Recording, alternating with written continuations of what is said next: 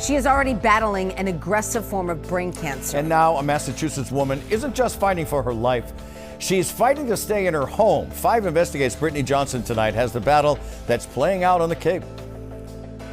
Tucked away in Bourne on Cape Cod, you'll find George and Phyllis Fregon. George, do you want to pull this? George now spends most of his time caring for his wife. Phyllis is battling glioblastoma, one of the deadliest and most aggressive forms of brain cancer. After the second day of the heavy dose of chemo, she couldn't lift her hand. I mean, can you describe for me what the last few months have been like? Turmoil. I don't need this hassle. The hassle he's talking about over this wheelchair ramp. Because of her cancer and aggressive chemotherapy, Phyllis needs a wheelchair to get around. George hired a contractor to install the ramp. If I didn't have the ramp, I would have to call the rescue squad, which I've had to do already because I took her out and she fell getting in the car. Now, this Cape couple is facing the possibility of eviction over the ramp, even though it's only temporary. Property manager Phil Austin sent the Fregons this 30-day notice to quit. It's a legal document and a first step in an eviction process. Informing a tenant they have 30 days to leave. In the document, the landlord stated the Fregons, quote, have constructed an unapproved structure on the site in violation of Rule 15D of the rules and regulations of the park at Pocasset. This guy's trying to evict me because my wife's sick. It's crazy. Rule 15D states any structural modifications to home or site may only be made with written approval of the owner-operator. My contract will tell you the first thing I told him, call Phil and clear it with him because I don't want any hassles.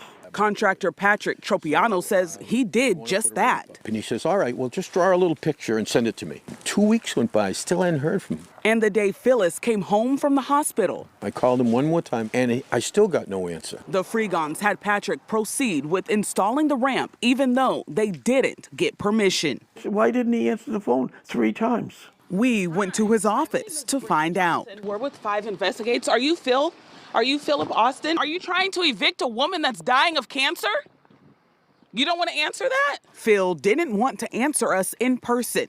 Via email, his attorney denied George's claims and said, quote, my client will not be providing any comment while this matter remains pending. Evicting a terminally ill tenant may not only be cruel, one legal expert says using their ramp as a reason may also be illegal. The last thing a person who is suffering from a terminal illness needs is the stress of court. Jessica Drew is a senior attorney with Greater Boston Legal Services. While Drew has no involvement in the Fregons case, a vast majority of her work is in housing, and we wanted an outside opinion. I would argue that it isn't legal, that what he is asking for is a reasonable modification to his home. Drew says cases like this could violate several federal and state laws. Our fair housing laws are there to protect individuals in protected classes, but oftentimes those laws get ignored. The landlord also said the Fregons were in violation for not keeping their yard kept up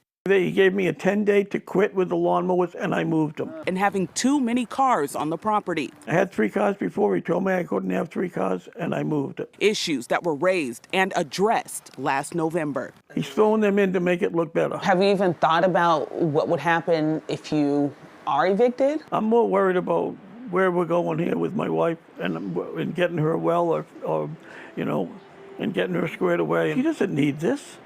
After we interviewed George, he was served with an eviction complaint. It's the next step in the process. There's also another legal fight involving George and other tenants trying to block the sale of the mobile home park to a private company.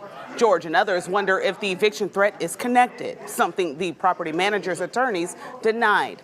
Brittany Johnson, 5 Investigates.